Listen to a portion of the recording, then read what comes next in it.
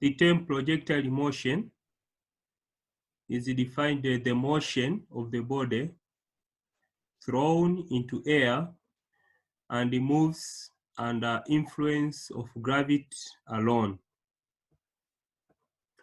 When we say it is moving under influence of gravity alone, we mean the body is not having its own driving force. Therefore, the body is freely moving in the air. And the path described by the projectile motion is called trajectory. And we need to remember that projectile motion is a two-dimensional motion. It is moving along the X and Y axis. We have important assumption we make when we are treating projectile motion. The first assumption, we say air resistance is negligible. We don't consider air resistance when we are treating projectile motion. The second assumption, we say acceleration due to gravity is constant in both magnitude and direction. Examples of projectile motion. We have given two important examples of projectile motion. The first example, kicking a ball at a certain angle. Maybe during a football match, when a player is kicking a ball at a certain angle to score a goal, that motion of that ball is projectile motion. The second one, throwing an object from a moving train. When a passenger throws an object from through a window of a moving plane, that object will describe projectile motion. Sometime during basketball match, when a player is scoring a goal, we say that is also describing a projectile motion. We have two types of projectile motion which are important.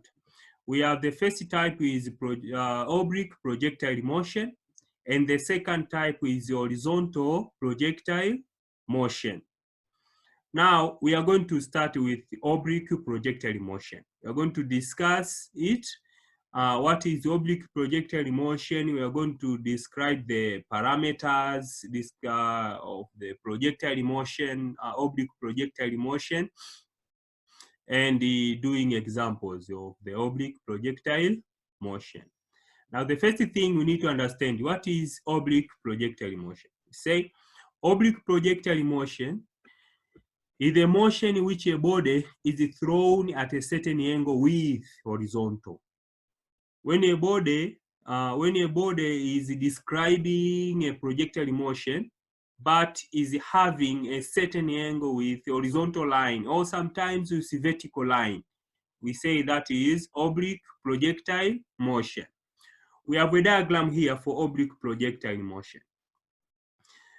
We have two axes here, y-axis and x-axis.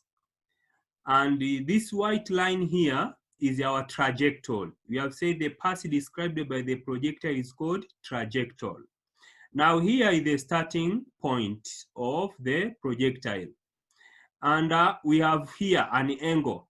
This is an angle between a trajectory and the horizontal line.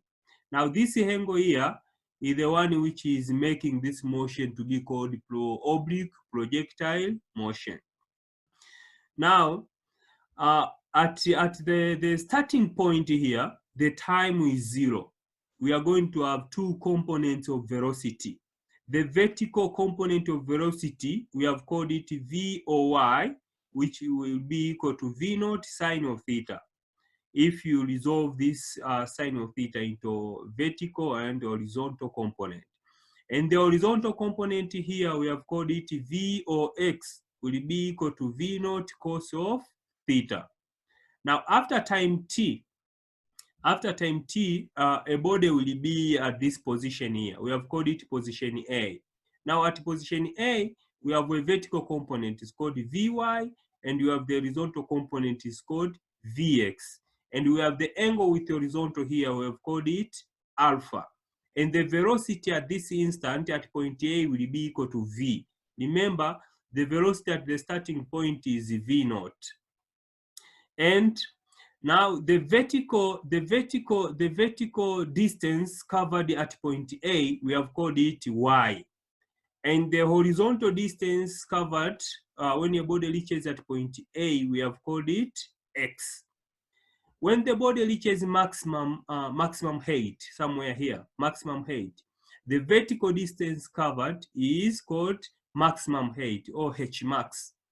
And when the body completes a trajectory from starting point to the ending point, but at the same level with the starting point, the horizontal distance is called range. Remember, the range which is written here is different from this distance x. Distance x is the body has not returned to the same level, but the range, the body must come back to the same level as the starting point. Now, when we say the parameters of projectile motion, we mean the height, range, time of flight, time to reach maximum height, and other parameters. Now, all the parameters of projectile motion can be derived from the following equations. We have the V is equal to V naught plus AT, and S is equal to V naught T plus a half AT square, and V square is equal to V naught square plus 2AS. These are equations for linear motion. Now, these equations, all of them are used to derive different parameters of the projectile motion. Now, let us define the symbols present in this equation. When we see V naught, we say that is initial velocity. V naught is initial velocity. And AC represents the distance covered. Now can be vertical distance or can be horizontal distance, it depends. And T is the time taken to reach V in seconds. Is the time taken to reach a certain point. Now at the starting point, remember T is 0. A will be representing acceleration of the body. A will be representing acceleration of the body. V will be representing final velocity or velocity after time t. Now let us consider the first parameter, which is the initial velocity. When we say initial velocity, means the velocity at the starting point. We have two velocities at the starting point. The first one is horizontal initial velocity. This is obtained by resolving the initial velocity into two components. Now, the horizontal initial velocity we say is equal to V naught x is equal to V naught cos of theta. And the vertical initial velocity, we call it V naught y, is equal to V naught sine of theta. Now, these are the velocity at the starting point of the trajectory where time is 0. Now, the second case is velocities after time t. Velocities after time t. Now, after certain time t, the velocities will be, the horizontal velocity will be Vx is equal to V naught cos of theta. And the vertical velocity will be equal to V naught sine of theta minus gt. V naught sine of theta minus gt. At the horizontal component of velocity after time t, we don't have this term minus gt. Now we don't have minus gt because horizontal acceleration due to gravity has no effect. Only vertical motion is affected by acceleration due to gravity, but horizontal motion is not affected by acceleration due to gravity. Now, by saying that, when we are referring the horizontal velocity or horizontal motion, we always neglect this part here. We neglect the GT. We neglect the part which is having acceleration due to gravity. Why? Because acceleration due to gravity has no effect on the horizontal component of the motion of the projectile. Now, instantaneous velocity. Instantaneous velocity is the velocity at any point on the trajectory. Now, that can be at the beginning of the trajectory, at the middle of the trajectory, or at the end of the trajectory. Now, to obtain the instantaneous velocity, we use this formula. We say V will be equal to square root of Vx square plus Vy square. Now, if you have Vx, if you have the equation of Vx, we substitute in this equation here and then we square it. We add the equation for Vy also squared. When you underlook those one, you get the velocity at that point or the velocity after time t. Now, instantaneous angle, or we say angle which V makes with horizontal at any point. And that angle is given by tan of alpha, or sometimes can be tan of theta, it depends. Will be equal to Vy you divided by Vx. Vy divided by Vx. That will be the angle at any point. Time taken to reach maximum height. Now, this is the first equation we need to derive on this part of projectile motion. Now, this equation is derived from this first equation of motion in a straight line.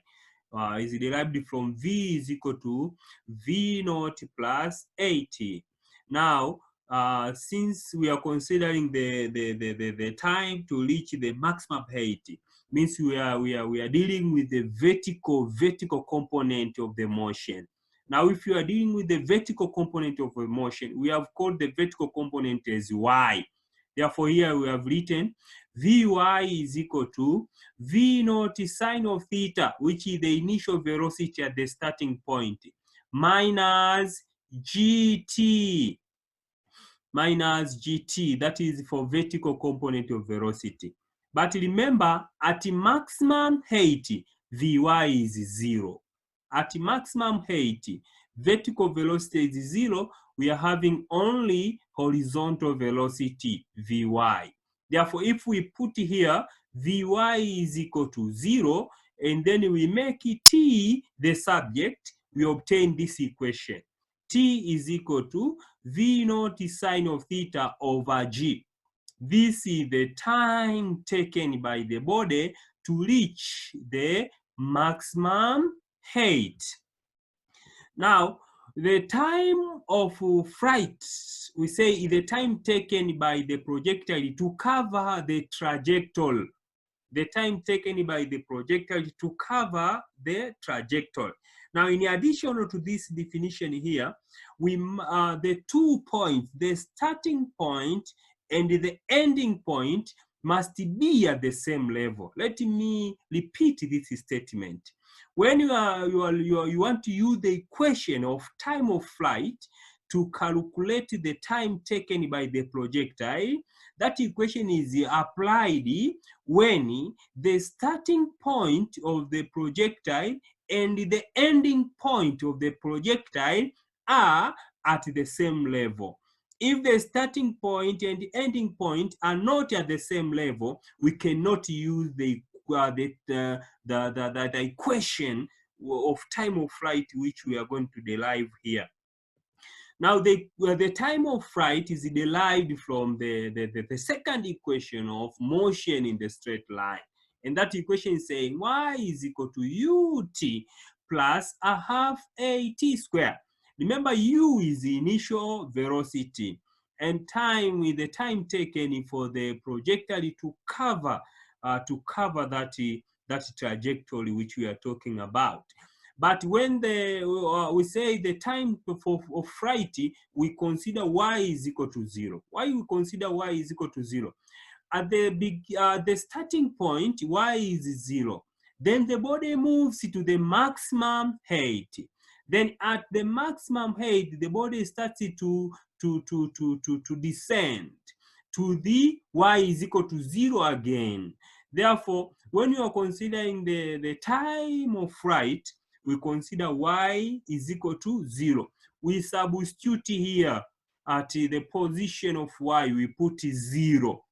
When you put 0 there, and then we substitute the initial velocity, the vertical component of initial velocity, because we are talking about the vertical motion here, we say 0 would be equal to v naught sine of theta t minus a half gt square. Now, if you make it t the subject here, we get t is equal to 2v naught sine of theta divided by g. 2v naught sine of theta divided by g. But v naught sine of theta over g is the time to reach maximum height. Is the time to reach maximum height. Therefore, we can conclude that time of flight t is equal to 2 small t. Time of flight capital T is equal to 2 small t. That is, the time of flight is twice the time taken to reach maximum height. If you have the time to reach maximum height, then you multiply that time by 2. What you are going to get is the time of flight. Now, distance covered by the projectile. Distance covered by the projectile. We have 2 types of distances we are going to discuss here. The first is horizontal distance, and the second one is vertical distance. Now, the horizontal distance, we determine it from the equation y is equal to v naught x t plus a half a t square. V naught x t, because we are talking about the horizontal distance. Now, at the position of y, we put x. At the position of y, we put x because we are talking about the horizontal distance on the x-axis, and v naught y times t. We have neglected the term a half a t, because this a is equal to g. This a is equal to g, and we have said for horizontal motion, g has no effect. Therefore, we put g is equal to 0. Therefore, if we put g is equal to 0, all this term will disappear. What is going to remain is v naught x multiplied by t. Therefore, horizontal distance will be equal to v naught cos of theta t if we substitute the horizontal component of the initial velocity. Now, the vertical distance, we obtain from the same equation, please. From y is equal to v naught y t plus a half a t square. We substitute here at the a, we put g, remember, because we are talking about the free falling body. The motion which is affected by acceleration due to gravity. Therefore, y will be equal to v naught sine of theta, which is the vertical component of initial velocity, we multiply by t minus a half gt square. G must be present here because is having effect on the vertical component of the motion. Now, the maximum height. How are we going to obtain the maximum height? Remember, the maximum height is also used when the starting point and the ending point of the projectile are at the same level. If they are not at the same level, we cannot use the equation for maximum height. Now, the maximum height, we say, is the maximum vertical distance taken by the projectile. Is the maximum vertical distance taken by the projectile.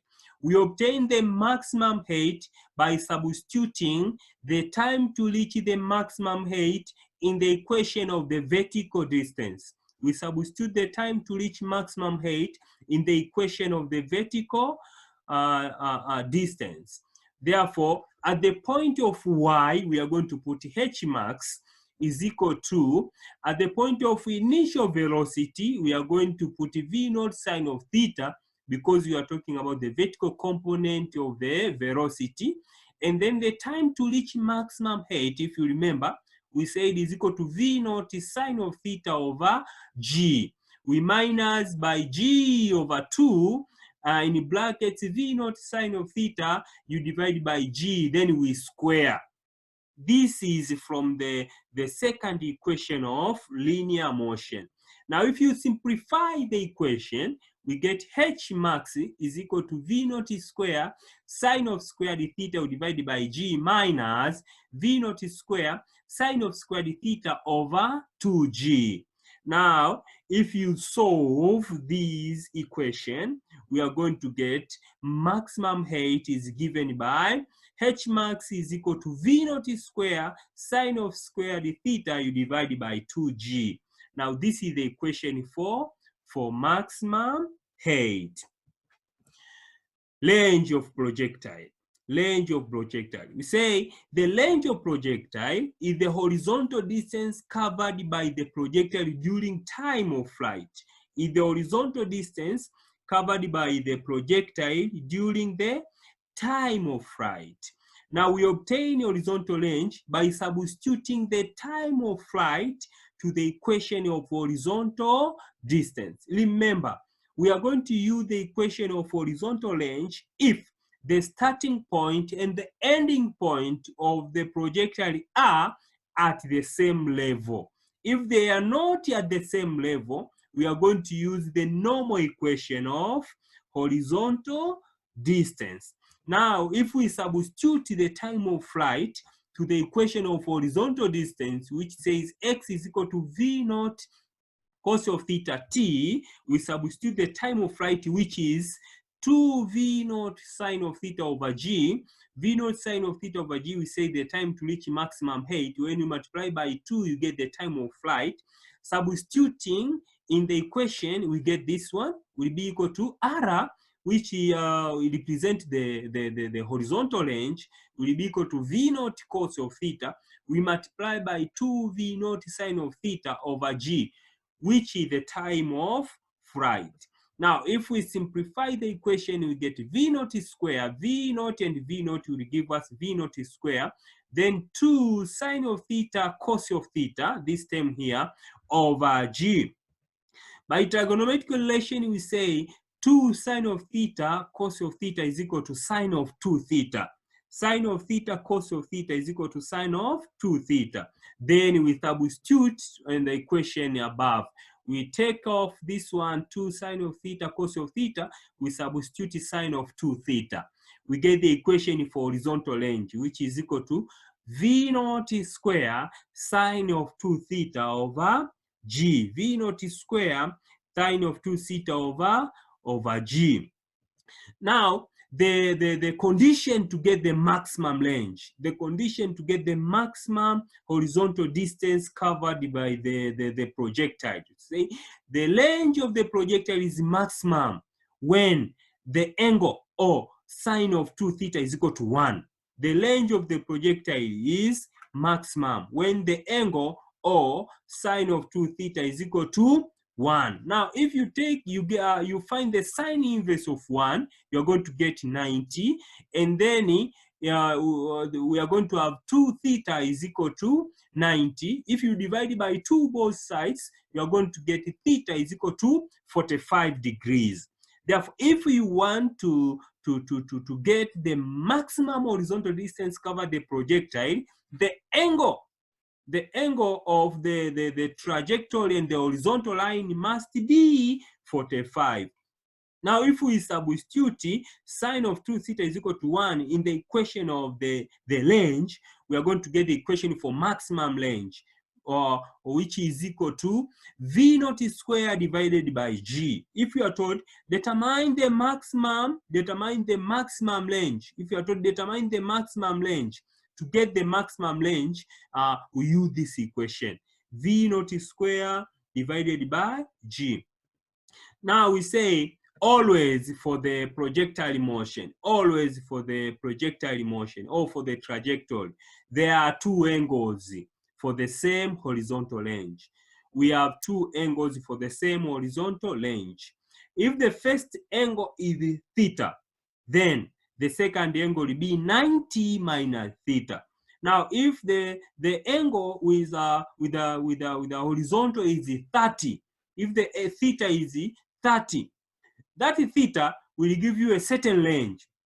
Now, if you throw a body at an angle of 60, means 90 minus 30 is 60. If you throw a body at an angle of 60, the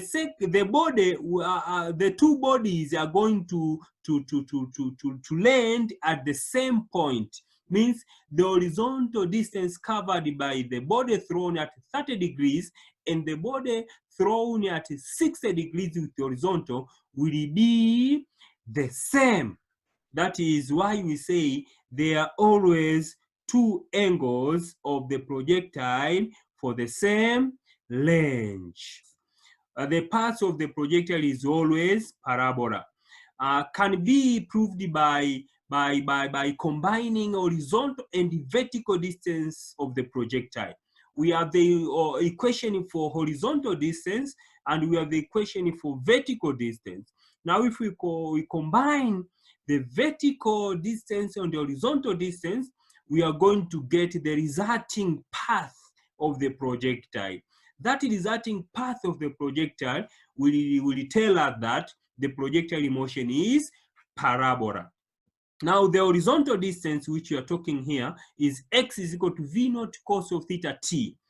And if we make t the subject from that equation, you get t is equal to x divided by v naught cos of theta. We call that is equation 1.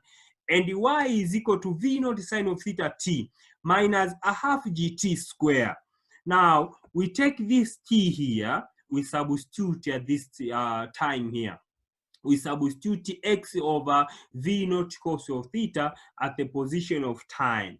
After substituting, what we get is v naught sine of theta x, you divide by v naught cos of theta, minus gx square v naught square cos of squared theta. We have squared the time to reach the time we have obtained from the equation for horizontal motion. Now, v naught and v naught will cancel here, and the sine of theta and the cos of theta will give us tan of theta x minus g over v naught square cos of squared theta times x square. Now, we let t tan of theta is equal to b, and g naught over v naught square cos of squared theta is equal to a. Now, we get this equation. Now, this equation where b is equal to tan of theta and a is equal to g over v naught square cos of theta.